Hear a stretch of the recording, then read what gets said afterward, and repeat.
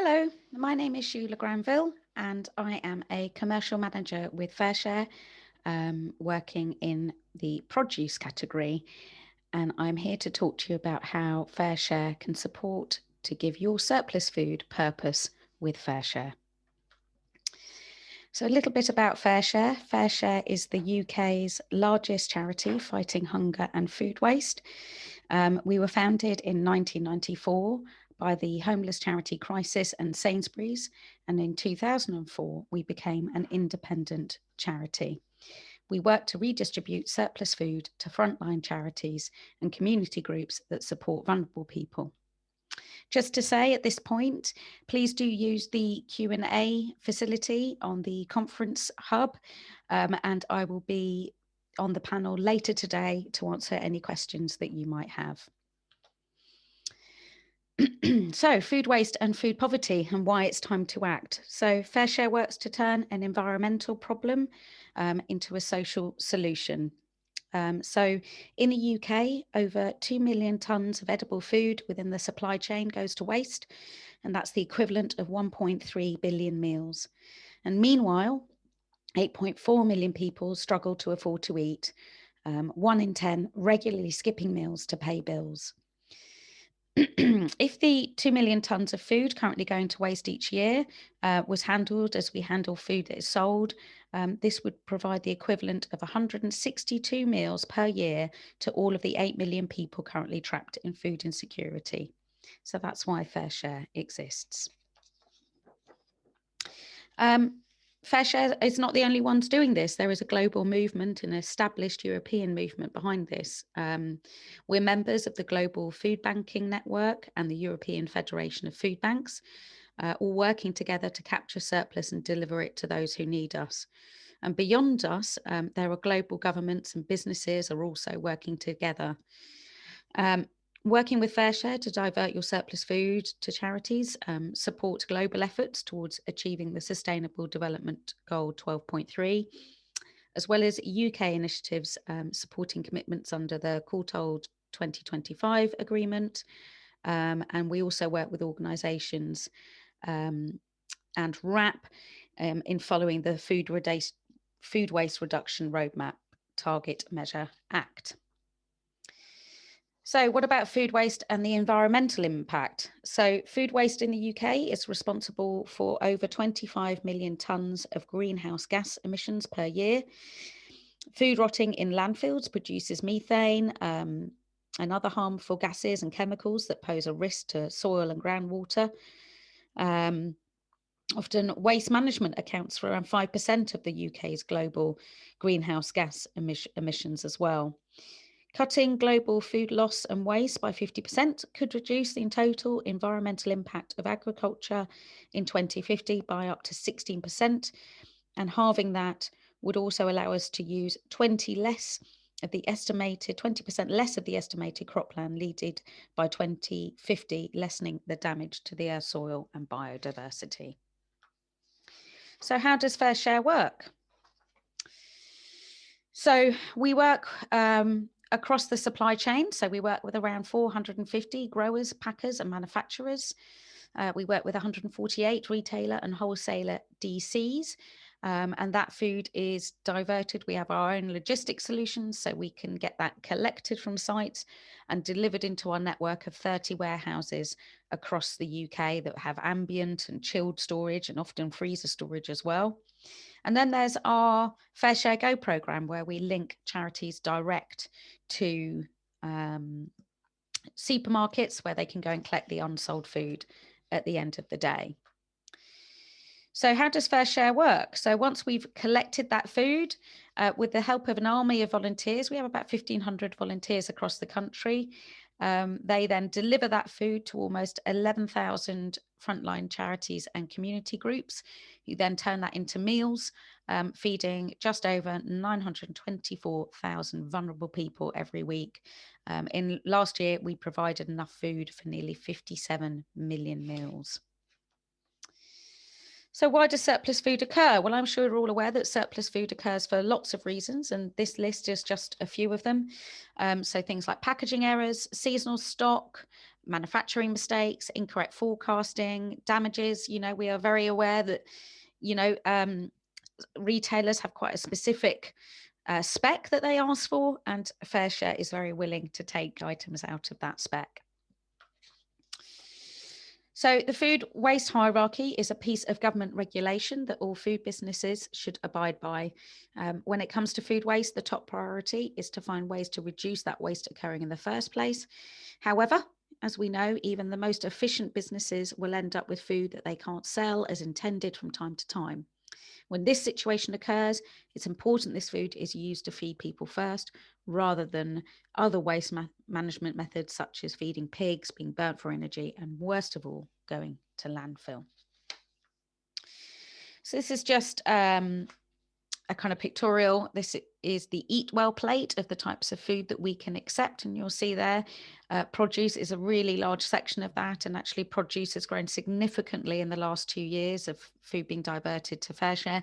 And that's through our work directly with farms, taking any infield surplus, so stuff that might have been ploughed back into the ground that isn't needed for, field health. We can actually use that stock and divert it to the charities that we work with. So this slide here just goes through some of the food that we can accept as well. So you might have seen these on the couple of slides back, but we can take fruit and veg past a best before date. We don't pay any attention to whole fruit and veg best before dates. We can take normal stock past its best before with a manufacturer's extension. As I've mentioned, quality rejections, etc.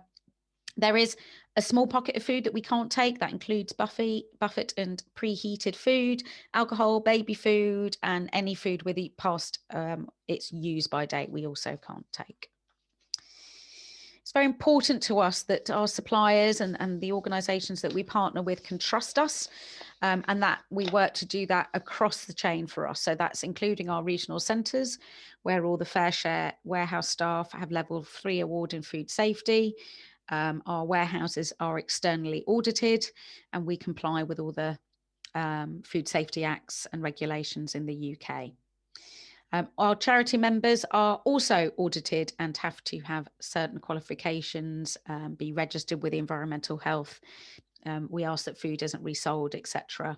And we carry out checks on all of these as well. So our locations. So as you can see through all the green dots here, we're located all over the UK. You will notice down the bottom left in Devon and Cornwall, there is a bit of a white space with no green dot. And I'm very happy to say that in the recent weeks, I've been having some conversations with our network team, and we are now starting to develop work to be able to support more vulnerable people in that area of the community as well. This slide here just gives you an indication as to the types of organisations that we work with. So you've got there the larger retailers such as Tesco and Sainsbury's, as well as some large UK farms that grow for those retailers, including G's, Produce World, Fresh Direct. So we work with a really wide scope of organisations. So who does FareShare support? So what will happen to the food once you divert it to FareShare?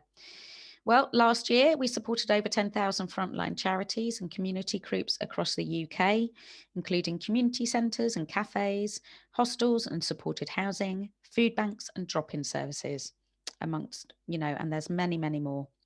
The impact of the surplus food redistributed goes much further than providing a hot meal and filling a stomach. The projects receiving the food from FareShare provide other life-changing support and vital services beyond food, such as housing, counselling and upskilling, as well as tackling loneliness and isolation. What's the impact on the FareShare clients and the economy?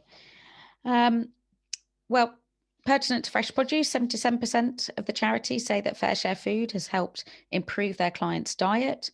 Your food helps organisations provide more support to their service users. So having stable food provision provides security to those people who are in need, giving them one less thing to worry about so they can focus on getting their lives back on track, which I think we can all agree is even more important at the moment. And very sadly, 1 in 5 charities that we spoke to would say that they would have to close down without the food from FareShare. So we're being able to tackle that environmental problem, but also providing a really great support to our communities. So this is what our charity members say. So this quote is from Ian Lindsell, a head teacher at Poplar Street. And I'd just like to highlight one of the sentences there. Without FareShare, there would be hunger and hardship on a scale that we probably have never experienced in our communities. With FareShare, we're able to reach our community and provide families with a weekly food delivery, which stops them from having to go out to shops and spend money they really can't afford. If these charities were not able to access the surplus food from the food industry supplied to them by FareShare, they would seriously have to rethink their operations. Most of our charity members could simply not afford to go out and buy the volume and quality of food that FareShare provides them.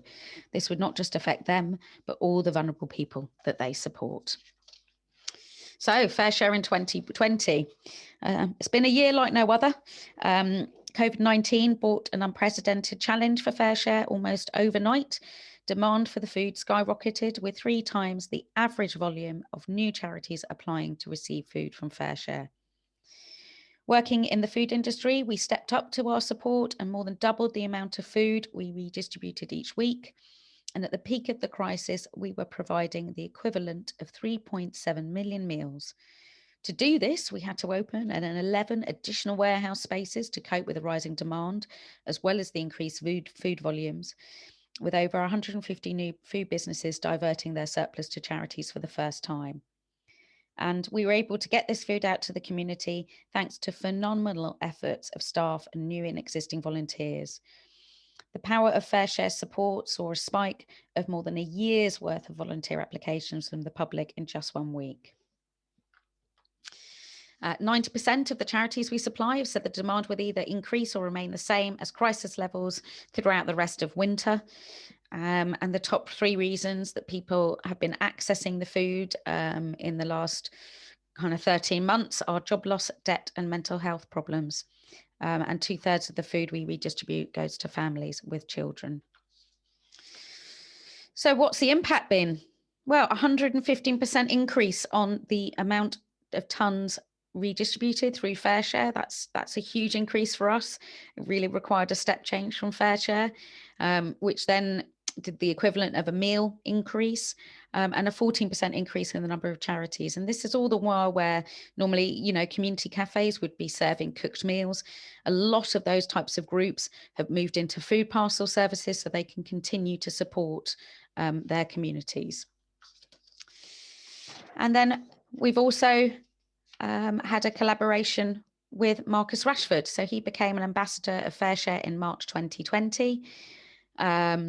He supported our work fighting hunger, especially our Activate campaign, as it's closely aligned to Marcus's personal mission, which is to address child food insecurity. And in doing this partnership, he's created a real wave of public and media support to FareShare, and we are very, very grateful to Marcus and that support. And that's it from me. So please do put any questions in the Q&A section, and I look forward to answering those for you later on today. Many thanks.